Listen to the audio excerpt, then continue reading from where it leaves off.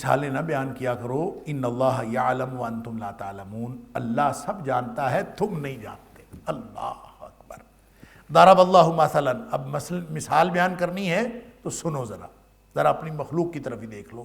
تم خالق کے لیے مثالیں بیان کرتے ہو، ذرا مخلوق میں سے مثالیں لو، تمہیں سمجھ آئے کہ جب مخلوق میں یہ برابری نہیں ہے آپس میں، تو خالق اور مخلوق میں برابری کیسے ہو سکتی ہے، کسی بات میں اشتراک کیسے ہو سکتا ہے۔ اللہ اکبر۔ مثال بیان فرمائی، ضرب اللہ مثلا، اللہ ایک مثال بیان کرتا ہے، عبدا مملوکا، ایک ایسے غلام کی جو کسی کی ملکیت ہے، مملوک ہے، غلام بھی ہے اور کسی کی ملکیت ہے، اپنا اس کا کچھ بھی نہیں، ویسے بھی صرف عبدن کہہ دیا جائے تو کافی ہے کہ عبد کون ہوتا ہے، وہ ہوتا ہی غلام ہے، اور غلام کون ہوتا ہے، جس کا اپنا کچھ بھی نہیں ہوتا، لیکن ساتھ مملوک اس کی تاکید ہے کہ جو کسی کی ملکیت میں ہے۔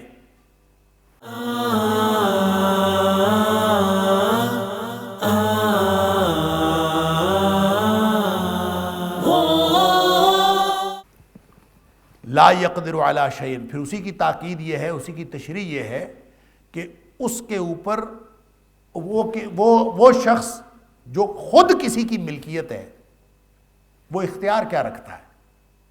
اس کے پاس تو کوئی اختیار نہیں۔ لا يقدر علی شیء، کسی چیز پر کوئی اختیار نہیں اس کا۔ اللہ اکبر۔ خود مملوک ہے، غلام ہے، کسی چیز پر کوئی اختیار نہیں رکھتا، اس کا تصور کر لیجئے، کیا وہ اس کے برابر ہو سکتا ہے؟ وَمَن رَزَقْنَاهُ مِنَّا رِزْقًا حَسَنًا فَهُوَ يُنْفِقُ مِنْهُ سِرًّا وَجَهْرًا۔ اللہ تعالیٰ دو کریکٹر بیان کر کے مثال بیان کر رہا۔ ایک کریکٹر یہ ہے، اس کو تصور میں لائیے، غلام ہے، مملوک ہے، کسی کی ملکیت میں ہے، لا يقدر علی شیء، تک بھی اختیار نہیں رکھتا کسی چیز کا، کچھ بھی نہیں کر سکتا۔ ومن، اور ایک دوسرا آدمی ہے، ایک دوسرا کردار ہے، رزقناہ منا رزقا حسنا، جس کو ہم نے بہت زیادہ رزق دیا ہوا، یعنی یہ نہیں کہ اس نے رزق حاصل کیا ہوا ہے، وہ بھی ہم نے دیا ہوا ہے، یعنی اتنا رزق، رزقا حسنا، اچھا رزق دیا، بہترین رزق عطا، اس کے پاس صلاحیتیں بھی ہیں، اس کے پاس اولادیں بھی ہیں، اس کے پاس مال بھی ہے، جائیدادیں بھی ہیں، خوشحالیاں بھی ہیں۔ وَمَن رَزَقْنَاهُ مِنَّا رِزْقًا حَسَنًا، اپنی جناب سے ہم نے اس کو رزق حسن عطا کیا ہے، سبحان اللہ۔ فَهُوَ يُنْفِقُ مِنْهُ سِرًّا وَجَهْرًا، اور وہ ہے بھی اتنا سخی کہ وہ اللہ نے دیا اور وہ اس میں سے ہر وقت خرچ کرتا رہتا ہے، ظاہری طور پر بھی اور خفیہ طور پر بھی، ہر وقت اس میں سے خرچ کرتا رہتا ہے۔ اب اس کا مطلب یہ ہے کہ وہ با اختیار ہے، یعنی اس کو اللہ نے مال دیا اور مال کے اوپر اس کو پورا تصرف حاصل ہے، اور وہ ہر وقت خرچ کرتا رہتا ہے، کبھی کسی کو دیتا ہے، کبھی کسی کو دیتا ہے۔ اور دوسری طرف کون ہے؟ جس کے پاس کچھ بھی نہیں ہے، کوئی اختیار رکھتا نہیں ہے، اس کے پاس سب کچھ ہے اور یہ دیتا بھی ہے، اور گویا وہ خفیہ دے یا ظاہری دے، اس کے وہ پورا مالک ہے۔ اور یہ الگ بات ہے کہ وہ مال اور وہ رزق ہم نے دیا ہے، مَن رَزَقْنَاهُ مِنَّا رِزْقًا حَسَنًا، ہم نے اس کو رزق دیا ہے اور وہ تقسیم کر رہا ہے اس کو، فَهُوَ يُنْفِقُ، اور وہ اس کو خرچ کر رہا ہے، مِنْهُ، اس میں سے، سِرًّا وَجَهْرًا، علانیہ طور پر بھی اور پوشیدہ طور پر بھی ہر وقت خرچ کر رہا ہے، گویا پورا تصرف کر رہا ہے، با اختیار آدمی ہے، دنیا کا بڑے سے بڑا بادشاہ کہہ لیجئے، بڑے سے بڑا مالدار آدمی کہہ لیجئے، یا جو کچھ بھی اللہ نے عطا کیا، بڑی بڑی دنیا میں مالدار ملتی ہے۔ اللہ اکبر۔ فرمایا حل یستوون، یہ بتاؤ یہ دونوں برابر ہو سکتے؟ ایک با اختیار شخص جو اپنے مال بھی اس کے پاس بے حساب ہے اور وہ خرچ کرنے میں بھی با اختیار ہے، وہ اور وہ مملوک برابر ہو سکتے ہیں؟ حل یستوون، سوال کرتا ہے اللہ تعالیٰ، بتاؤ یہ دونوں برابر ہو سکتے ہیں؟ یقیناً برابر نہیں ہے۔ تو جب یہ برابر نہیں ہے تو وہ مالک، وہ خالق جس کے پاس سارے خزانے، ہر چیز عطا کرنے کا اختیار اس کے پاس، اور وہ ہر وقت عطا کر رہا ہے، سبحان اللہ، ان اللہ هو الرزاق ذو القوۃ المتین، وہ رزق دینے والا، وہی تو رزاق ہے، وہی تو رب ہے، وہی تو عطا کرنے والا ہے، وہی تو پالنے والا ہے، وہی تو لمحہ لمحہ نگہداشت کرنے والا ہے، وہی تو نگہبان ہے۔ تو جب وہی ہے تو پھر یہ دو جب برابر نہیں ہو سکتے تو اس کے بارے میں سوچو۔ فرمایا الحمدللہ، پھر یہ سمجھو نا وہ تعریف جس کے اندر شکر کے جذبات ہوں وہ صرف اللہ کے لیے۔ الحمدللہ اس کا معنی یہ ہے کہ ہر طرح کی وہ حمد، وہ تعریف جس میں شکر کے جذبات ہوں وہ صرف اللہ کے لیے، اور کہ اس نے عطا کیا ہے، کیونکہ عطا کرنے والا صرف وہ ہے۔ تو جب مخلوق میں سے ایک مملوک اور ایک با اختیار یہ برابر نہیں ہو سکتے تو اللہ کا اختیار جس کی حد ہی کوئی نہیں ہے، بیدہ الملک تبارک الذی، ہر وقت بڑھتی جاتی، ہر وقت جو رحمت ہے اس کی، سبحان اللہ، جس کی کوئی حد حساب نہیں ہے۔ اور نبی اکرم صلی اللہ علیہ وسلم نے فرمایا کہ اللہ نے اپنی رحمت کے 100 حصے کیے ہیں، 100 میں سے صرف ایک حصہ زمین پر نازل کیا، 99 اپنے پاس رکھے ہوئے، ایک حصہ زمین پر نازل کیا ہے۔ تو آدم علیہ السلام سے لے کر آخری انسان تک اس دنیا میں جو آئے گا، اور آدم علیہ السلام سے لے کر آخری اس جاندار حیوان تک جو اس دنیا میں آیا یا آئے گا، ان سب میں جو رحمت و شفقت کے جذبات آپ دیکھتے ہیں، اور دنیا میں جتنے رحمت کے مظاہر ہیں، یہ اللہ تعالیٰ کی رحمت کے 100ویں حصے کے سبب ہے۔ یہ تو صرف 100واں حصہ چل رہا ہے جو کروڑوں سال سے یا لاکھوں سال سے یا ہزاروں سال سے جب سے بھی یہ دنیا بنی ہے وہ چل رہا ہے اور چلتا رہے گا، اور اسی سے اللہ تعالیٰ کا عذاب ٹلا ہوا ہے، اسی سے اللہ تعالیٰ رحمان الدنیا والآخرہ، اللہ تعالیٰ دنیا میں بھی رحمتیں کر رہا ہے، اور اللہ تعالیٰ کافروں کا کفر برداشت کر رہا ہے، اللہ تعالیٰ ظالموں کا ظلم برداشت کر رہا ہے، ظالم ظلم کر رہے ہیں پھر بھی وہ ان کے اوپر عذاب نہیں آ رہا۔ یہ سب اللہ کی رحمت کے مظاہر ہیں۔ یہ ایک حصہ ہے 100واں حصہ، اور باقی 99 وہ اللہ کے پاس ہے، وہ قیامت والے دن اللہ اہل ایمان کے لیے مکمل کر دے۔ سبحان اللہ۔ تو اس کی رحمت کا کیا اندازہ کیا جا سکتا؟ اس رازق اور اس خالق کے بارے میں کیا خیال ہے جب یہ دنیا کے مخلوق کے دو کردار برابر نہیں ہو سکتے؟ حل یستوون، کیا یہ برابر ہو سکتے ہیں؟ تو یار پھر خالق ہی ایسا ہے کہ اس کے برابر تم نے اور بہت ساری چیزوں میں اس کے حصے دار بنا لیے۔ الحمدللہ، ہر قسم کی تعریف جس میں شکر ہوتا ہے وہ صرف اللہ کے لیے۔ بل اکثرہم لا یعلمون، افسوس تو یہ ہے کہ لوگوں میں سے اکثریت یہ بات جانتی نہیں۔ اللہ اکبر، اللہ کرے کہ قرآن ہماری سمجھ میں آ جائے۔ اللہ، بل اکثرہم لا یعلمون، اکثریت جانتی نہیں۔ کیسے جانیں؟ قرآن کے قریب آئیں گے تو جانیں گے۔ وَلَقَدْ يَسَّرْنَا الْقُرْآنَ لِلذِّكْرِ فَهَلْ مِن مُدَّكِرٍ، ہم نے قرآن کو آسان کیا ہے نصیحت کے لیے۔ کوئی ہے نصیحت حاصل کرنے والا؟ قرآن تو دہائیاں دے رہا ہے، قرآن تو آوازیں لگا رہا ہے، کوئی آئے تو صحیح، آ کے نصیحت حاصل کرے، قرآن کے ساتھ جڑو تو صحیح۔ اللہ اکبر۔ بل اکثرہم لا یعلمون، ان میں سے اکثریت جو ہے وہ نہیں جانتی۔ وَضَرَبَ اللَّهُ، ایک اور مثال اللہ نے بیان کی جس سے اور بات واضح ہوتی ہے۔ پہلی بھی مثال بیان کی صرف سمجھانے کے لیے، کفار مکہ کو بھی مشرک کی مت ماری ہوتی ہے، اس کو سمجھ نہیں آتی بات کی، اس کے لیے سادہ مثالیں، آسان مثالیں، مخلوق کی مثالیں دے کے اللہ تعالیٰ سمجھا رہا ہے کہ جب مخلوق میں با اختیار اور بے اختیار برابر نہیں ہو سکتے تو جو کائنات کا شہنشاہوں کا شہنشاہ ہے اس کے کسی بھی معاملے میں کوئی مخلوق کیسے دخیل ہو سکتی ہے؟ اللہ اکبر۔ وَضَرَبَ اللَّهُ مَثَلًا، اور اللہ تعالیٰ ایک اور مثال بیان کرتا ہے، رَجُلَيْنِ، دو آدمیوں کی مثال، أَحَدُهُمَا أَبْكَمُ۔ اب یہ ایک اور کانسیپٹ ذہن میں بنا لیجئے، ویژولائز کیجئے۔ یعنی پہلے دو کردار بتائے، عبد مملوک پچھلی آیت میں، عبد مملوک لا يقدر علی شیء، ایک غلام جو کسی کی ملکیت ہے اور ککھ بھی اختیار نہیں رکھتا، کچھ اختیار نہیں وہ، اور دوسرا ایک کوئی بہت با اختیار آدمی ہے، خوشحال آدمی ہے، ہر طرح کی نعمتیں اس کو عطا ہوئی ہیں اور وہ تقسیم کر رہا ہے۔ یعنی ہم تو ایک چھوٹے چھوٹے بندے کی مثال، حاتم طائی ہم سب جانتے ہیں نا، حاتم طائی نام سنا ہوا ہے نا، کون تھا، کہاں تھا، کس عرصے میں تھا، کچھ نہیں پتا، ایک بات سب کو پتا ہے کہ بڑا سخی تھا، یہ سب جانتے ہیں۔ آج بھی کوئی تھوڑی بہت سخاوت کر دے تو تنزن کہتے ہیں تم تو حاتم طائی کی قبر پہ لات مار رہے۔ حاتم طائی ایک استعارہ ہے سخاوت کا، تو اس کا مطلب یہ ہے کہ جو عطا کرنے والا ہو، جس کو اللہ نے رزق حسن عطا کیا ہو اور صبح و شام وہ دے رہا ہو، لوگوں کو تقسیم کر رہا ہو، پورا مال کے اوپر تصرف رکھے، یہ تو کوئی انتہائی اعلیٰ اور با اختیار شخص کی مثال ہے اس دنیا میں، اور انتہائی بے اختیار شخص کی مثال ہے وہ حل یستوون، وہ برابر ہو سکتے ہیں؟ اگر اس سے بات سمجھ نہیں آئی تو فرمایا وَضَرَبَ اللَّهُ مَثَلًا، اللہ تعالیٰ ایک اور مثال دیتے ہیں، اس کو بھی ذرا ویولائز کیجئے۔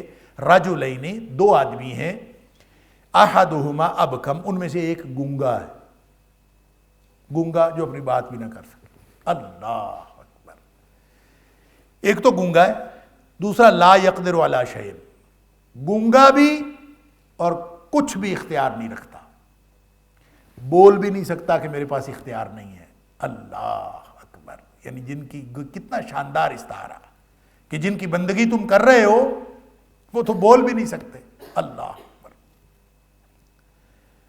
وَهُوَ كَلٌّ عَلَى مَوْلَاهُ، اور وہ اپنے مالک پر بوجھ ہے، گونگا ہو، اختیار بھی کوئی نہیں، طاقت بھی کوئی نہیں، کچھ کر بھی نہ سکتا ہو، بول بھی نہ سکتا ہو، تو وہ صرف اناج کا دشمن ہی ہے، اور کیا ہے، اپنے مالک پر بوجھ ہی ہے، روٹی تو اس نے کھانی ہے۔ وَهُوَ كَلٌّ عَلَى مَوْلَاهُ، اپنے مالک پر بوجھ ہے، اَيْنَمَا يُوَجِّهُ لَا يَأْتِ بِخَيْرٍ، اللہ اکبر، وہ کسی کو کام بھیجتا ہے، وہ اس کو کسی کام بھیجتا ہے، اَيْنَمَا يُوَجِّهُ، جدھر بھی اس کو کام بھیجتا ہے، گونگا بھی ہے، ویسے بھی نکما ہے، کچھ کر بھی نہیں سکتا، تو وہ مالک اس کو کام بھیجتا ہے، جاؤ بھی فلاں جگہ پہ کام کر رہا ہو، اب وہ گونگا ہے، بتا بھی نہیں سکتا، ہاتھ سے کچھ کر بھی نہیں سکتا، تو وہ کیا کر کے آئے گا؟ اللہ فرماتا ہے لا یأتی بخیر، کہیں سے کوئی اچھی خبر نہیں لاتا، جہاں بھیجیں لا یأتی بخیر، کبھی بھلائی کے ساتھ نہیں واپس لوٹتا، کبھی ایسے نہیں ہوتا کہ کچھ بھی وہ کوئی خیر کا کام کر کے آئے، وہ ہمیشہ کام خراب کر کے آئے گا، نہ بول سکتا ہے نہ کچھ کر سکتا ہے، تو وہ کیا کرے گا؟ کیا کچھ بھی نہیں۔ یہ ایک کردار، اللہ اکبر۔ حل یستوی، کیا وہ برابر ہو سکتا ہے؟ ہوا وہ شخص، ومن، اور اس کے مقابلے میں کوئی ایسا شخص ہو، یأمر بالعدل وہو علی صراط مستقیم، جس کو اللہ نے اختیار دیا ہو اور وہ ہر وقت عدل کے ساتھ حکم دے رہا ہو، یأمر بالعدل، اس کے پاس پورا اختیار ہے، بہت بڑی کسی اقتدار کی کرسی پہ بیٹھا ہے، اور وہ یا کسی بڑی سے بڑی عدالت میں بیٹھا ہے، اور پھر اس کے پاس پوری امارت کے اور حکمرانی کے سارے اختیارات ہیں، اور ان اختیارات کو وہ بھی استعمال کر رہا ہے عدل کے اصولوں کے تحت۔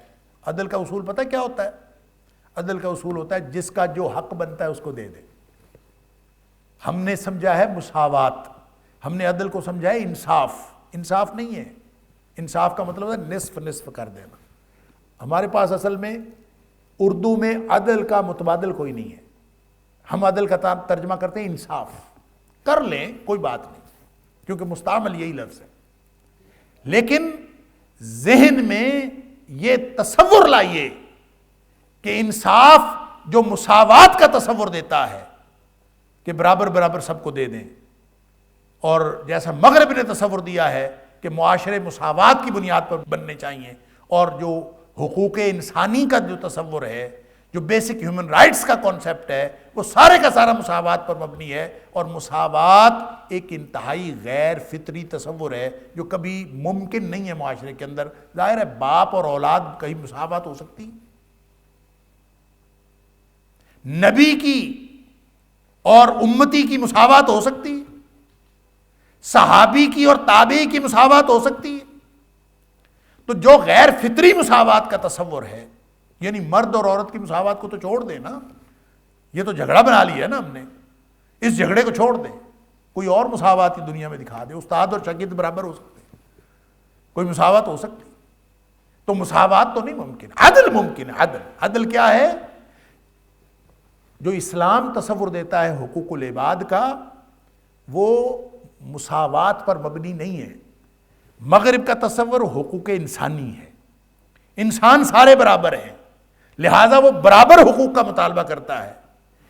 حقوق العباد اللہ کے ماننے والے عبد، جو اللہ کے عبد ہیں، ان کے حقوق کے تعین کی بات ہے. اور یہ سارے کے سارے حقوق متعین ہوئے ہیں عدل کے اصول کے مطابق. جو ماں کا حق بنتا ہے وہ اس کو دے دیں، جو باپ کا حق بنتا ہے اس کو دے دیں، جو اولاد کا حق بنتا ہے اس کو دے دیں. تو عدل کے اصول پر جس کا جو حق بنتا ہے وہ دے دینا یہ عدل ہے. اور یامر بالعدل، اللہ تعالیٰ فرما رہا ہے کہ وہ جو امیر تو ہے، حکمران تو ہے، حکمرانی تو کر رہا ہے، لیکن کر بھی کس طرح رہا ہے؟ یہ دنیا کے غیر فطری مساوات کے تصور کے تحت نہیں، بلکہ عدل کے انتہائی شاندار اور الہامی تصور کے مطابق وہ پوری حکمرانی کر رہا ہے. وَهُوَ عَلَى صِرَاطٍ مستقیم. اور وہ انفرادی اور اجتماعی طور پر اس نے جو نظام قائم کیا ہے وہ سارے کا سارا سیدھے رستے پر ہے. آپ یہ بتائیں، یہ آدمی جو با اختیار بھی ہے اور صحیح کام کر رہا ہے، لوگوں کے حقوق دے رہا ہے، آپ کو پتہ ہے عادل حکمران اس کا کتنا درجہ اللہ نے رکھا؟ نبی اکرم صلی اللہ علیہ وسلم نے 7 لوگوں کی جو فہرست بتائی ہے نا،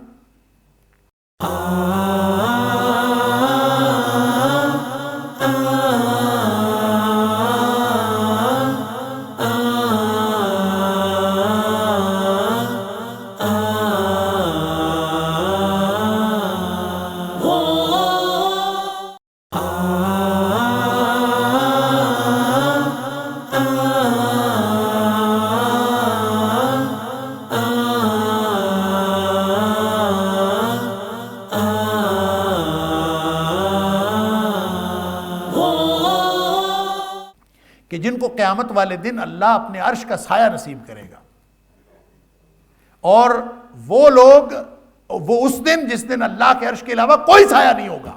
اللہ! تو اس سائے کے نیچے جن خوش نصیب لوگوں کو جگہ نصیب ہوگی ان میں سے ایک عادل حکمران ہے. جو حکمران ہو، با اختیار ہو، لیکن وہ عدل کے تحت حکمرانی کر رہا ہو، لوگوں کو جس کا جو حق بنتا ہے اس کو دے رہا ہو. یہ ہے یامر بالعدل. اور اس کو اللہ تعالیٰ قیامت والے دن اعزاز بخشیں گے. سبحان اللہ! یہ اتنا بڑا اعزاز ہے. تو ایک اتنا اعزاز رکھنے والا آدمی، ایک طرح اس کو ویولائز کر لیجئے، دنیا کا بڑے سے بڑا بادشاہ، بڑے سے بڑا حکمران، کوئی ملت اسلامیہ کا خلیفہ یا کوئی آدمی دنیا کا حکمران جو عدل کے تحت دنیا کی حکمرانی کر رہا ہو، اور اس کے مقابلے میں جو پہلے بات فرمائی کہ گونگا، ابکم، لا یقدر علی شیء، کر بھی ککھ نہیں سکتا، نکما پرلے درجے کا، اور وَهُوَ كَلٌّ عَلَى مَوْلَاهُ، اور وہ اپنے مالک پر بوجھ ہر اعتبار سے. مالک کو سنبھالنا پڑتا ہے، مالک کو اس کو کھانا کھلانا پڑتا ہے، مالک کو اس کے کپڑے دتے کا بندوبست کرنا پڑتا ہے، اس کی رہائش کا انتظام مالک کو کرنا پڑتا ہے. كَلٌّ عَلَى مَوْلَاهُ. اور اگر کہیں وہ کبھی غلطی سے کام بھیج دیتا ہے نا، جہاں فلاں کام کر رہا، تو اَيْنَمَا يُوَجِّهُ، کہیں بھی وہ بھیجتا ہے، لا یات بخیر، کبھی کہ خیر کی خبر نہیں لاتا. اللہ اکبر! ایک یہ ہے اور ایک وہ عادل حکمران ہے. کیا یہ دونوں برابر ہو سکتے ہیں؟ اللہ تعالیٰ یہ سوال کرتا ہے، هل يستوي هو ومن يأمر بالعدل، کیا یہ برابر ہو سکتے ہیں؟ ابھی اللہ کا سوال اس لیے ہے کہ تم اس سے ہی سمجھ لو. اللہ اکبر! لہذا امام شوکانی نے اور ان دونوں مثالوں کا جو پہلا پارٹ ہے اور جو دوسرا پارٹ ہے، اس کو الگ الگ کر کے اس کی کئی امپلیکیشنز نکالیں، اور اس نے کہا کہ یہ مثال آپ جہاں مرضی منطبق کر دیں، یہ منطبق ہوتی ہے. مثلا وہ کہتے ہیں کہ اس مثال میں جو پہلا کردار ہے وہ غلام ہے اور دوسرا کردار آزاد ہے. یہ بھی ہو سکتا ہے. یہ بھی ہو سکتا ہے کہ پہلا کردار جو ہے وہ مخلوق ہے اور دوسرا کردار خالق کو واضح کرنے کے لیے ہے. یہ بھی ہو سکتا ہے کہ پہلا کردار جو ہے کافر کے لیے ہے. یہ مثال کافر اور مومن کی ہو سکتی ہے. پہلا کردار کافر کا اور دوسرا مومن کا. اور یہ بھی ہے اصل جو سمجھایا جا رہا ہے کہ اس میں معبودان باطل اور اللہ کی ذات کا فرق سمجھانے کے لیے یہ مخلوق کی مثالیں دی جا رہی ہیں کہ آپ جب مخلوق میں سے مخلوق کا اتنا زیادہ فرق ہوتا ہے اور وہ کبھی برابر نہیں ہو سکتے، تو آپ مخلوق کو خالق کے برابر کیسے کر رہے ہیں؟ اللہ اکبر۔ اور ایک انہوں نے یہ بھی اس کی انٹرپریٹیشن امام شوکانی نے کی ہے کہ اس سے مراد بت ہیں۔ ایک اس کی اپلیکیشن یہ بھی ہو سکتی ہے ان دونوں مثالوں کی کہ جو پہلا کردار ہے کہ گونگا بھی اور نکما بھی اور کوئی خیر کی بات نہیں اس کے اندر، کوئی کچھ بھی نہیں، اس سے مراد بت ہے، اور وہ جو اچھے بھلے اختیار رکھنے والے ہیں اس سے مراد ان بتوں کی پوجا کرنے والے ہیں۔ اور امام شوکانی کہتے ہیں یہ بھی بڑی زبردست ایک مثال کے ذریعے سے تفہیم دلائی گئی ہے کہ تم اپنے کردار کو سمجھو، اپنے مقام کو سمجھو، تمہیں اللہ نے با اختیار بنایا ہے، جا کے گونگوں کے آگے، بے زبانوں کے آگے جا کے جھکتے ہو، مٹی کی ڈھیریوں کے آگے جا کے جھکتے ہو، جڑی بوٹیوں کے سامنے جا کے جھکتے ہو۔ تو یہ گویا بت اور بتوں کو پوجنے والے ان کی مثال بھی ہو سکتی ہے۔ علی ھذا القیاس ہے مثال یہ دنیا کی، ہے مثال انسانوں کی، ہے مثال مخلوق کی، لیکن سمجھایا جا رہا ہے کہ شرک سے باز آ جاؤ اور اللہ کی توحید کو اور اللہ تعالیٰ کی وحدانیت کو سمجھ لو کہ اللہ تعالیٰ کی عبادت کس طرح سے وہ اکیلا عبادت کا حقدار ہے، اور ہر وہ چیز، ہر وہ بات، ہر وہ ایکٹیویٹی، ہر وہ احساس، ہر وہ تعلق، ہر وہ امید، ہر وہ خوف جو رکھنا صرف خالق کا حق ہے، وہ مخلوق میں سے کسی کے ساتھ نہ رکھا جائے۔ اللہ اکبر۔ وَلِلَّهِ غیب السماوات والارض۔ اب آگے پھر وہی توحید کا بیان جاری ہے اور اللہ تعالیٰ کی صفات کا تذکرہ کہ وَلِلَّهِ غیب السماوات والارض۔ تم اللہ کے اختیار کو ذرا سمجھو تو صحیح کہ زمین و آسمان کی ہر چھپی ہوئی چیز اللہ کو اس کا علم ہے، وہ اللہ کی ہے۔ وَلِلَّهِ غیب السماوات والارض، زمین و آسمان کی ہر چھپی ہوئی چیز اللہ کی ہے، اس کا اختیار اس قدر وسیع ہے۔ جو نظر آتی ہے وہ بھی اس کی ہے، اور جو نظر نہیں آتی، اس کائنات کے سارے راز بھی اسی کے پاس۔ وَمَا أَمْرُ السَّاعَةِ إِلَّا كَلَمْحِ الْبَصَرِ أَوْ هُوَ أَقْرَبُ۔ رہ گئی وہ قیامت اور آخرت کا وہ تصور، جو تصور نبی اکرم صلی اللہ علیہ وسلم دے رہے ہیں، توحید کے ساتھ جڑا ہوا آخرت کا تصور، اللہ کے سامنے جواب دہی کا تصور، قیامت کے وقوع پذیر ہونے کا تصور۔ فرمایا وہ اتنی جلدی آ جائے گا، سارے راز اللہ کے پاس ہیں اور قیامت کا راز بھی اللہ کے پاس ہے۔ اور فرمایا وما امر الساعۃ، اور قیامت کا معاملہ نہیں ہے الا مگر کلمح البصر، ایسے ہے جیسے آنکھ کا جھپکنا۔ اللہ اکبر۔ جتنی جلدی انسان آنکھ جھپک لیتا ہے اتنی جلدی قیامت کا وقوع پذیر ہونا ممکن ہے۔ وہ جو تم بار بار کفار مکہ سوال کیا کرتے تھے، متی ھذا الوعد ان کنتم صادقین، متی ھذا الوعد ان کنتم صادقین، سچے ہو تو بتاؤ کب آئے گا وہ وعدہ، کب آئے گا وہ وعدہ۔ تو اللہ تعالیٰ بتا رہا ہے کہ اللہ کے اختیار کو معمولی نہ سمجھو، جتنا پلک جھپکنے میں وقت لگتا ہے اللہ کا حکم آنے میں اتنا بھی وقت نہیں لگتا۔ یہ پلک جھپکنا، کن کہنا، یہ جتنی باتیں ہیں یہ ہماری تفہیم کی آخری حد ہے۔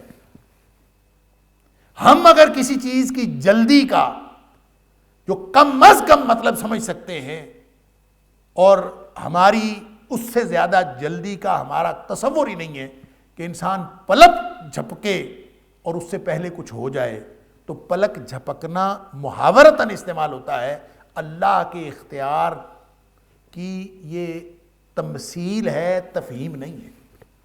اللہ کا اختیار اس سے بھی زیادہ ہے۔ جیسے کہا کہ کن کہتا ہے، انما امرہ اذا اراد شیئا ان یقول لہ کن، اس کا معاملہ کیسے اس کے سارے معاملات چلتے ہیں؟ اس کا حکم اس طرح آتا ہے کہ جب اس نے کوئی کام کرنا ہوتا ہے وہ کہتا ہے ہو جا، فیکون، اور وہ ہو جاتا ہے۔ لفظ کن کسی نے کہنا ہو تو دیر تو لگتی ہے نا، کن کہنے پہ وقت لگتا ہے، چاہے سیکنڈ کا کچھ حصہ لگتا ہو، تو کن کہنے پہ جو وقت لگتا ہے اللہ کو کوئی چیز بنانے میں وہ بھی وقت نہیں لگتا۔ ہم چونکہ آسان ترین، اور اللہ کو کن نہیں کہنا پڑتا۔ انسان سب سے آسان کسی چیز کا پیدا کرنا، یہ سب سے زیادہ با اختیار ہونے کا جو تصور انسان قائم کر سکتا ہے وہ یہ ہے کہ انسان کہے ہو جا اور وہ چیز اسی وقت ہو جائے، اس لیے ہمیں سمجھایا گیا ہے۔ اسی طرح قلم البصر جو ہے،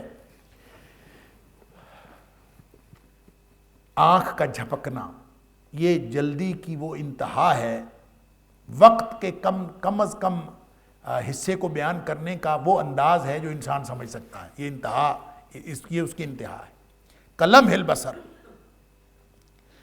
اس لیے چونکہ انسان سمجھ نہیں سکتا، لیکن اس کو سمجھایا گیا ہے یہ آنکھ کا جھپکنا تمہاری حد ہے، اللہ کی حد نہیں ہے، اس لیے فرمایا او ہوا اقرب، یا اس سے بھی قریب ہے۔ آنکھ جھپکنے میں جو دیر لگتی ہے ہم تو اس کو وقت کے حصوں میں تقسیم بھی نہیں کر سکتے، اور اللہ کے پاس جتنا اختیار ہے اور اللہ کے پاس جتنا کسی چیز کو قائم کرنے میں اور قیامت کے برپا کرنے میں جتنی جلدی اللہ کر سکتا ہے وہ پلک جھپکنے سے بھی زیادہ جلدی کر سکتا ہے۔ اللہ او ہوا اقرب، جس کو ہم سمجھ نہیں سکتے کہ پلک جھپکنے سے بھی جلدی کیا ہو سکتی ہے۔ اللہ اکبر، تم اللہ کے اختیار کو جانتے ہی نہیں، اللہ کے اختیار کو معمولی سمجھتے ہو، مخلوق کو اللہ کی صفات میں شامل کیے پھرتے ہو، اور وہ باتیں جو خالق کے لائق شان ہیں وہ مخلوق کے لیے جائز سمجھتے ہو، تمہیں اللہ کے اختیار کا علم ہی نہیں۔ اللہ اکبر۔ وما امر الساعۃ الا کلمح البصر، نہیں ہے قیامت کا معاملہ الا کلمح البصر، مگر آنکھ جھپکنے کی طرح ہے، او ہوا اقرب، بلکہ اس سے بھی زیادہ قریب ہے۔ ان اللہ علی کل شیء قدیر۔ تم اس اجمالی فکرے کو کیوں نہیں سمجھ لیتے کہ اللہ ہر چیز پر، ہر طرح کی، ہر وقت قدرت رکھنے والی ذات۔ ان اللہ علی کل شیء، یہ کل جو ہے یہ وقت کے اعتبار سے بھی ہے، یہ مقدار کے اعتبار سے بھی ہے، یہ معیار کے اعتبار سے بھی ہے۔ اللہ اکبر، آپ جتنا مرضی اس کے پہلو گنتے جائیے، ہر اعتبار سے ہر طرح کی قدرت رکھنے والی ذات ہے۔ کل کے اندر کل چیزیں شامل ہیں، کل کے اندر کل پہلو شامل ہیں۔ ان اللہ علی کل شیء قدیر۔ آپ دنیا کائنات کی کوئی چیز گنیں اور اس کے اختیار کی آخری حد دیکھیں، اللہ کے پاس اس کی بھی قدرت ہے۔ لہذا جس کے پاس اس طرح کا لامحدود اختیار ہے تو اس کی طرف لپکنا چاہیے، اس کی بندگی کرنی چاہیے، اس کے ساتھ جڑنا چاہیے۔ کیا فائدہ کہ ہم ایک دوسرے کے سامنے جھکتے پھریں، ایک دوسرے سے امیدیں رکھتے پھریں، ایک دوسرے سے کچھ توقعات وابستہ کی ہوئی ہوں، اور ایک دوسرے پر بھروسہ کیا ہوا ہو۔ بھروسہ کرنے کے قابل تو وہ ذات ہے جس کے پاس ہر طرح کی قوت ہے، سبحان اللہ۔ ان اللہ علی کل شیء قدیر۔ پھر اور دلائل دیے، واللہ اخرجکم من بطون امہاتکم لا تعلمون شیئا۔ ذرا توجہ اور کرو، اپنے وجود پر توجہ کرو۔ پہلے تو یہ فرمایا نا کہ اس نے تمہیں بنایا، پھر تم میں سے تمہاری بیویاں بنائیں، پھر ان میں سے تمہاری اولادیں اور نسلیں آگے چلائیں۔ پہلے تو یہ بات فرمائی، اب فرمایا اپنے وجود پر غور کرو کہ جب تم ماؤں کے پیٹوں سے نکلے تھے تم تھے کیا؟ اللہ اکبر۔ جب ماں کے پیٹ میں نطفہ گیا تھا تو اس وقت انسان کی کیا حیثیت تھی؟ لم یکن شیئا مذکورا، یہ قابل ذکر چیز ہی نہیں تھا۔ تو انسان اپنے آپ پر غور تو کرے۔ فرمایا واللہ اخرجکم من بطون امہاتکم، جب اس نے بنا بھی دیا تھا نا تمہیں پورا جیتا جاگتا انسان، اور تمہیں ماؤں کے پیٹوں سے باہر نکالا، لا تعلمون شیئا، تمہیں ککھ بھی کسی چیز کا پتہ نہیں تھا۔ یعنی انسان کا بچہ جب پیدا ہوتا ہے نا، وہ دنیا کائنات کی ہر مخلوق کے بچے سے زیادہ بے بس ہوتا ہے۔ ہر مخلوق کا بچہ پیدا ہونے کے بعد کچھ نہ کچھ اختیار رکھتا ہے۔ کوئی پرندوں کے بچے اڑ جاتے ہیں، کوئی دانہ چگنے کے قابل ہوتے ہیں، کوئی کچھ حتیٰ کہ جو حیوانات کے بچے ہیں وہ بھی خود ہی اٹھ کے چلنا پھرنا شروع کر دیتے ہیں، کوئی نہ کوئی ادھر ادھر منہ مارتے ہیں۔ جو بے بس مخلوق کی آخری مثال ہو سکتی ہے وہ انسان کا بچہ۔ اگر اس کے والدین اس کو نہ سنبھالیں تو اس کی تو موت واقع ہو جائے، کوئی بچہ سروائیو نہیں کر سکتا جب تک اس کے ماں باپ نہ سنبھالے، جبکہ باقی مخلوقات کے بچے وہ سروائیو کر سکتے ہیں۔ گویا یہ اشرف المخلوقات انسان جس نے پوری مخلوقات سے فائدہ اٹھانا ہے، اللہ تعالیٰ نے اس کو اس کی اوقات بتائی ہے کہ تم اپنی اوقات دیکھو کہ تمہاری ماں تمہیں نہ سنبھالے تو تمہیں کس بات کا علم، لا تعلمون شیئا۔ جب دنیا میں آئیں تو انسان تو کچھ بھی نہیں جانتا نا۔ وَجَعَلَ لَكُمُ السَّمْعَ وَالْأَبْصَارَ وَالْأَفْئِدَةَ، پھر اللہ تعالیٰ اس کو ڈیولپ کرتا ہے بتدریج۔ پھر اللہ نے تمہارے سماعتوں کی قوت عطا فرمائی، بصارتیں عطا فرمائیں، صلاحیتیں اللہ تعالیٰ نے عطا کر دی۔ وَالْأَفْئِدَةَ، یہ صرف معلومات حاصل کرنے کے ٹولز نہیں دیے کہ جناب دیکھنے کی چیز کان، یہ تو حیوانات کو بھی ملے ہیں۔ وَالْأَفْئِدَةَ، ان ساری معلومات کو کنسولیڈیٹ کر کے ایک شعوری تصور قائم کرنے کے لیے اللہ نے تمہیں دل بھی عطا فرمایا۔ سبحان اللہ، تمہیں ایک شعور کی قوت عطا فرمائی جس نے تمہیں ایک اشرف المخلوقات انسان بنا دیا۔ اور یہ سب کچھ کس لیے کیا؟ لعلکم تشکرون، تاکہ تم شکر کرو اس کا، جس نے عطا کرنے والا اس کا شکر۔ یہ جو پیچھے الحمدللہ کہا تھا، لعلکم تشکرون، تاکہ تم اس کا شکر کرو۔ اس کی طرف بعد میں آتے ہیں شکر کا کیا مطلب ہے۔ تو یہ جو پہلے اللہ تعالیٰ نے مثال بیان کی ہے کہ ماں کو پیٹوں سے نکالا، اپنی اوقات یاد کر لو، یا هل أتى على الإنسان حين من الدهر لم يكن شيئا مذكورا، کہ انسان کے اوپر ایک ایسا وقت آیا کوئی قابل ذکر چیز نہیں تھا، پھر اللہ تعالیٰ نے بنا دیا کہ اس کو ایک نطفے سے پیدا کیا، نطفۃ امشاج نبتلیہ فجعلناہ سمیعا بصیرا، ایک نطفے سے اس کو پورا سنتا دیکھتا جاگتا انسان بنا دیا۔ اللہ اکبر، کبھی یاد کیا ہے اس کو؟ کبھی اپنی اوقات کو یاد کیا؟ سورہ یاسین کے اندر اللہ تعالیٰ فرماتا ہے اولم یری الانسان انا خلقناہ من نطفۃ فاذا هو خصیم مبین، یہ اپنی اوقات یاد نہیں کرتا، انسان یہ نہیں دیکھتا، کبھی غور نہیں کرتا۔ کیا انسان نے کبھی اس بات پر غور نہیں کیا کہ ہم نے اس کو نطفے سے بنایا ہے؟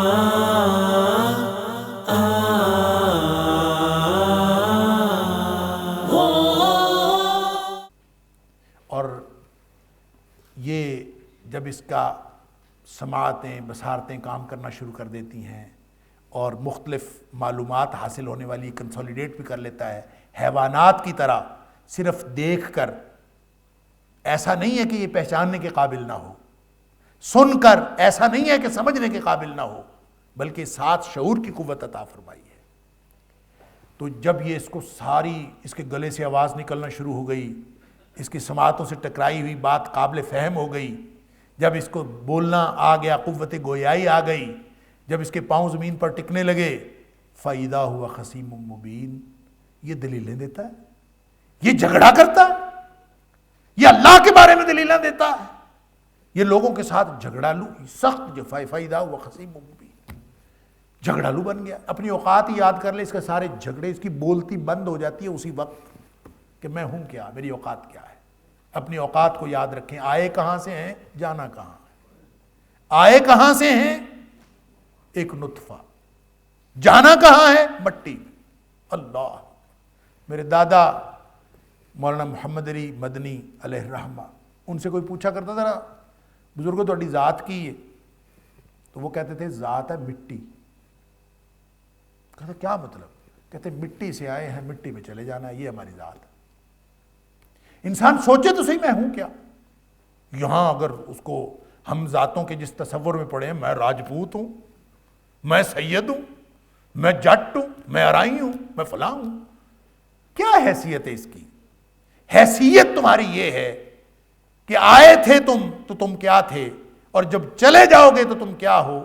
تو یہ جو گلے سے آواز تھوڑے دنوں کے لیے نکل رہی ہے، قوتیں عطا فرمانے والا وہ ہے، سماعتیں عطا فرمانے والا وہ ہے، صلاحیتیں عطا کرنے والا وہ ہے، اس نے تو اس لیے دی ہے لعلکم تشکرون، تاکہ تم شکر والی زندگی اختیار کرو۔ اور شکر والی زندگی کیا ہوتی ہے؟ شکر والی زندگی یہ ہوتی ہے کہ یہ صلاحیتیں جو اللہ نے دی ہیں یہ اس کی مرضی سے استعمال ہوں، یہ شکر کی زندگی ہے۔ شکر کی زندگی صرف یہ نہیں ہے کہ زبان سے انسان الحمدللہ الحمدللہ کا ورد کرتا رہے اور عملی طور پر اللہ کی ایک بات نہ مانے، یہ شکر نہیں ہے۔ شکر کی زندگی، شکر کا لفظی معنی ہوتا ہے بھر جانا، اور شکر کی زندگی یہ ہے کہ جو بھی عطا ہوا ہے اس کو پوری طرح عطا کرنے والے کی خدمت میں لگا دیا جائے، یہ شکر کی زندگی۔ عطا کرنے والے نے سماعتیں دی ہیں، ہر لمحے یہ خیال رہے کہ سماعتوں سے کوئی چیز ایسی نہ ٹکرائے جس سے عطا کرنے والا ناراض ہو جائے۔ عطا کرنے والے نے زبان عطا کی ہے تو کوئی زبان سے ایسا لفظ نہ نکلے جس سے عطا کرنے والے کے ناراضگی کا امکان ہو۔ اگر ہر وقت دھیان توجہ اس بات پر ہے سبحان اللہ تو یہ شکر کی زندگی ہے، لعلکم تشکرون، تاکہ تم شکر کرو۔ اس کی تفصیل نبی کریم صلی اللہ علیہ وسلم نے ایک حدیث میں بیان کی ہے جو حدیث قدسی ہے۔ حدیث قدسی اس حدیث کو کہتے ہیں، آپ کو معلوم ہے کہ جس میں نبی اکرم صلی اللہ علیہ وسلم کوئی بات یہ کہہ کے بیان فرمائیں کہ اللہ یہ فرماتا ہے۔ ویسے تو نبی اکرم صلی اللہ علیہ وسلم جو کچھ بھی رہنمائی دیتے ہیں وہ اللہ کی طرف سے عطا ہوتی ہے، لیکن جس میں خاص طور پر نبی کریم صلی اللہ علیہ وسلم یہ فرما دیں کہ اللہ یہ فرماتا ہے تو اس کو حدیث قدسی اس لیے کہتے ہیں کہ وہ کلام ہی اللہ کا ہوتا ہے، صرف نبی کریم صلی اللہ علیہ وسلم اپنے الفاظ میں بیان کرتے ہیں، وہ کلام ہی اللہ کا ہوتا ہے۔ تو اس حدیث کو اگرچہ ہم نے بھی اس کا عجیب مطلب لیا، ہم نے اس حدیث کا مفہوم ہی غلط نکالا، حالانکہ وہ اس بات کی تشریح ہے کہ اللہ نے تمہیں واللہ اخرجکم من بطون امہاتکم لا تعلمون شیئا، تمہیں تو کچھ بھی نہیں پتا تھا، ایک انتہائی بے بس مخلوق کے طور پر دنیا میں تم آئے جب ماں کے پیٹ سے نکلے، وجعل لکم السمع والابصار والافئدہ، یہ جو ساری صلاحیتیں اس نے عطا کی ہیں لعلکم تشکرون، تاکہ تم شکر والی زندگی گزارو۔ اس کی تشریح وہ بخاری کی اس حدیث میں ہے کہ ساری صلاحیتیں اللہ کے شکر کے لیے عطا ہوئی ہیں، اور نبی اکرم صلی اللہ علیہ وسلم نے فرمایا، اللہ فرماتا ہے وَمَا تَقَرَّبَ إِلَيَّ عَبْدِي بِشَيْءٍ، بندہ جو میرا قرب حاصل کرتا ہے نا کسی بھی چیز سے، وہ سب سے بہترین چیز احب الیہ، جو مجھے سب سے زیادہ پسند ہے۔ نبی اکرم صلی اللہ علیہ وسلم فرما رہے ہیں، اللہ فرما رہا ہے کہ میرا بندہ جو میرے قرب کے لیے سب سے زیادہ جو کام کرتا ہے، جو مجھے پسند ہے، جو سب سے زیادہ مجھے پسند ہے، وہ کام ہے مما افترضت علیہ، وہ کام ہے جو میں نے اس کے اوپر فرض کیے، یعنی جتنے فرائض ہیں، نماز فرض ہے، زکوٰۃ فرض ہے، جو حرام سے بچنا فرض ہے، حلال کو حاصل کرنا فرض ہے، حلال حرام کا رزق میں بھی خیال کرنا فرض ہے، سماجی رشتوں میں حلال حرام کا خیال کرنا فرض ہے، جتنے فرائض اللہ نے کیے ہیں جو میں نے ضروری قرار دیے ہیں، فرمایا وہ جب بندہ آبزرو کرتا ہے، اپنی صلاحیتوں کو، اپنی خواہشوں کو چھوڑ کر میری مرضی کے مطابق اور میرے فرض کیے ہوئے کاموں میں استعمال کرتا ہے تو میں سب سے زیادہ اس سے خوش ہوتا ہوں، اور یہ اس کو میرا قرب حاصل ہوتا جب یہ میرے فرض کیے ہوئے کام کرتا۔ اور اگر یہ نفل بھی زائد کام بھی میری مرضی کے کرنے شروع کر دے، اللہ اکبر، ایک تو فرض کام ہے نا جو اللہ نے ضروری قرار دیا ہے، جو گناہ ہے اس کی طرف نہیں جانا، جو ثواب ہے لازماً کرنا ہے، یہ فرائض ہے۔ ایک یہ ہے کہ زائد کام کرنا شروع کر دے، اللہ اکبر، فرمایا وما یزال عبدی یتقرب الی بالنوافل، نفل کہتے ہیں زائد کام کو، اور میرا بندہ میرے قریب ہونے کی کوشش کرتا رہتا ہے نفلوں کے ذریعے سے، زائد کام۔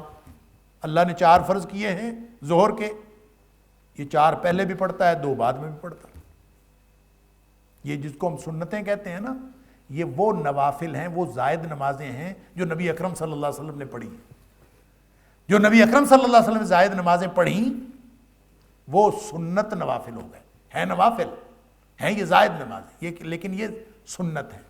اس میں سے پھر علماء نے یہ بھی تقسیم کر دی کہ کہ کچھ سنت مؤکدہ ہے اور کچھ سنت غیر مؤکدہ ہے جن پہ نبی کریم صلی اللہ علیہ وسلم نے مداومت اختیار کی، ہمیشہ پڑھتے رہے اور حکم بھی فرمایا پڑھو، وہ سنت مؤکدہ ہوگی۔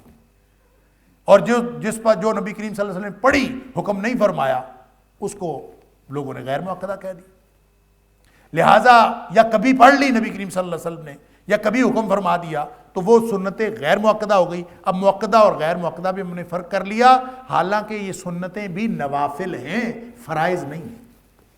فرائض 17 ہیں صبح شام کے، باقی ساری کی ساری زائد نماز۔ اور بندہ کیوں پڑھتا ہے؟ بندہ اس لیے پڑھتا ہے کہ اللہ کا قرب حاصل ہو جائے، اللہ کو راضی کر لو۔ یہ صرف نماز کے نوافل کی بات نہیں ہے، یہ مال اور صدقات کے نوافل کی بات ہے۔ زکوٰۃ 2.5% ہے سال میں بچت کے اوپر، یہ اپنی آمدن سے بھی دیتا رہتا ہے، یہ اللہ کے ساتھ سودا کرتا ہے، یہ کہتا ہے کہ میں اپنی آمدن سے، زکوٰۃ انکم ٹیکس نہیں ہے، زکوٰۃ بچت پر ہے، اور بچت بھی ہو جس پہ سال گزر جائے۔ تو رحیم کی رحمت ہے کہ اس نے صرف 2.5% اس مال سے جو بچت ہو، ایک خاص حد سے زیادہ ہو اور بچت ہو اور سال پڑا رہے، پھر اس پہ 2.5% ہے۔ اندازہ تو کیجئے، لوگوں کو وہ بھی مشکل لگتا ہے۔ لیکن وفی اموالہم حق معلوم للسائل والمحروم، اپنے مال میں مانگنے والے اور محروم لوگوں کے لیے ویسے ہی حصہ سمجھتا ہے، وہ 2.5% کے علاوہ بھی سمجھتا ہے، اپنی آمدن سے دیتا رہتا ہے۔ اللہ کے ساتھ کوئی سودا کر لیتا ہے، کہتا ہے ٹھیک ہے میں اپنے آمدن میں سے 2% ہر مہینے دے دیا کروں گا، 2.5% ہر مہینے دے دیا، 5% دے دیا کروں گا، 10% دے دیا کروں گا۔ بندہ سوچے تو صحیح، 10% بھی اگر دے دیا، 20% بھی دے دیا، میں کہتا ہوں 90% بھی دے دیا اگر، تو باقی 10% تو پھر بھی اسی کا کھا رہا ہے نا، جس کے نام کا دے رہا ہے۔ احسان کیا کیا؟ تو اگر اس نے یہ کیا، یہ نوافل ہیں، اور یہ ہر شخص کے اپنے شوق کی بات ہے کتنے نوافل ادا کرنا چاہتا ہے۔ اور اعلیٰ حاصل قیاس، کسی کو وقت دینا آپ کے اوپر فرض نہیں ہے، آپ پھر بھی دیتے ہیں کہ یار میں اگر اس کے کام آ جاؤں، میرا وقت دینا اگر اس کے کام آ جائے تو کوئی حرج نہیں۔ مخلوق خدا کی خدمت کر کے اگر میرا اللہ راضی ہو جاتا ہے تو میں کر لوں، وقت دیتا ہے اپنا۔ یہ سارے نوافل ہیں، اس کی لمبی چوڑی تفصیلات، صرف ایک نہیں، فرائض سے بڑھ کر جتنے کام ہیں وہ سارے نوافل۔ اللہ تعالیٰ فرماتا ہے کہ وما یزال عبدی یتقرب الی بالنوافل، جب بندہ نفلوں کے ذریعے سے بھی میرا تقرب حاصل کرنا چاہتا ہے اور کرتا رہتا ہے، زائد کام کرنے شروع کر دیتا ہے، تو اللہ فرماتا ہے کہ حتی احبہ، یہاں تک کہ میں اس سے پیار کرنا شروع کر دیتا ہوں، اللہ اس سے محبت کرنا شروع کر دیتا۔ اللہ کیوں؟ اس لیے کہ یہ صرف فرض نہیں پورے کرتا، اس نے ساری صلاحیتیں اپنے اللہ کے شکر میں لگا دی ہیں، یہ سنبھال کے نہیں رکھتا کہ فرض ادا ہو گیا بس باقی ٹھیک ہے، میں نے 4 فرض پڑھ لیے ہیں باقی پڑھنے کی ضرورت نہیں، یہ نہیں کرتا، یہ اور بھی پڑھتا ہے، جتنا وقت ملتا ہے پڑھتا ہے۔ یہ صرف 2.5% دے کے یہ فارغ ہو کے نہیں بیٹھ جاتا کہ بس دے لیا خیر ہے، بھی وہ دیتے وقت کو تجھے وہ جب بے حساب دے رہا ہے تو بھی بے حساب دیتا رہے۔ نبی اکرم صلی اللہ علیہ وسلم نے حضرت اسماء سے فرمایا تھا کہ اسماء انفقی ولا تحسی، خرچ کیا کر گنا نہ کر، فیحصی اللہ علیک، تو گن گن کے دیا کرے گی تو اللہ بھی تجھے گن گن کے دیا کرے گا، تو بغیر حساب کے دیا کر تاکہ اللہ بھی تجھے بغیر حساب کے دیا کر۔ اللہ اکبر۔ تو اللہ فرماتا ہے، نبی اکرم صلی اللہ علیہ وسلم فرماتے ہیں، اللہ فرماتا ہے کہ میرا بندہ جب نوافل کے ذریعے میرا تقرب حاصل کرنے کی کوشش کرتا ہے تو حتی احبہ، یہاں تک کہ میں اس کو پیار کرنا شروع کر دیتا ہوں، اور جب میں پیار کرنا شروع کر دیتا ہوں فَإِذَا أَحْبَبْتُهُ، جب میں اس کو پیار کرنا شروع کرتا ہوں تو پھر پتہ کیا ہوتا ہے؟ پھر میں اس کے کان بن جاتا ہوں جس سے وہ سنتا ہے۔ اللہ اکبر۔ میں اس کے کان بن جاتا ہوں جس سے وہ سنتا ہے، میں اس کی آنکھ بن جاتا ہوں جس سے وہ دیکھتا ہے، اور میں اس کے ہاتھ بن جاتا ہوں، یبطش بہا جس سے وہ پکڑتا ہے چیزیں، میں اس کے قدم بن جاتا ہوں جس سے وہ چلتا ہے۔ کیا مطلب؟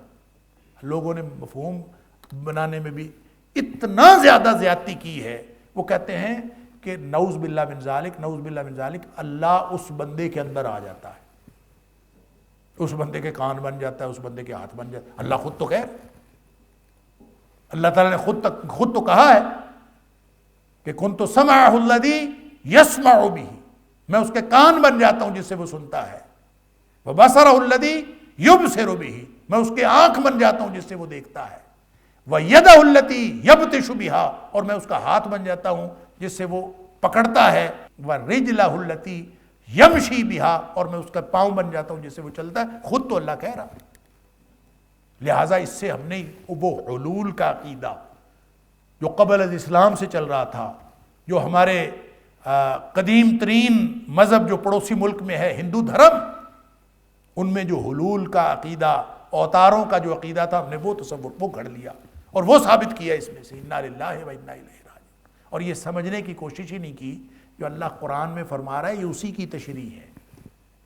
اللہ تعالیٰ نے فرمایا نا کہ یہ میں نے سارا کچھ دیا، وَجَعَلَ لَكُمُ السَّمْعَ وَالْبَصَرَ وَالْأَفْئِدَةَ لَعَلَّكُمْ تَشْكُرُونَ، تاکہ تم شکر والی زندگی گزارو۔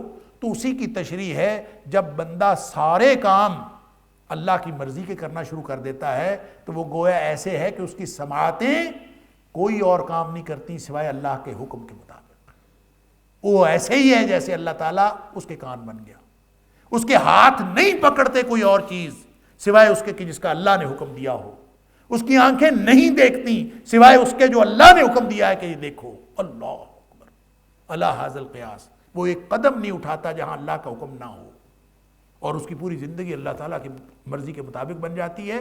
گویا ساری صلاحیتیں جو اللہ نے عطا کی ہیں وہ اللہ کی مرضی کے مطابق استعمال کرنے کے لیے عطا ہوئی ہیں۔ لعلکم تشکرون کی تشریح ہے یہ جو بخاری شریف کے اندر آئی۔ اللہ تعالیٰ مجھے اور آپ کو، ہم سب کو اللہ تعالیٰ شکر والی زندگی گزارنے کی توفیق عطا فرمائے۔ اللہ تعالیٰ ہم سب کے عقیدے درست فرمائے۔ اللہ تعالیٰ ہمیں درست طرز عمل کی توفیق عطا فرمائے۔ اللہ تعالیٰ ہم سب کو ہدایت نصیب فرمائے، اور اللہ تعالیٰ ہم سب کو قرآنی زندگی، قرآنی موت اور قرآنی حشر اور قرآن کے ساتھ اللہ تعالیٰ ہمیں جنت الفردوس میں لے جائے۔ وآخر دعوانا ان الحمد للہ رب العالمین۔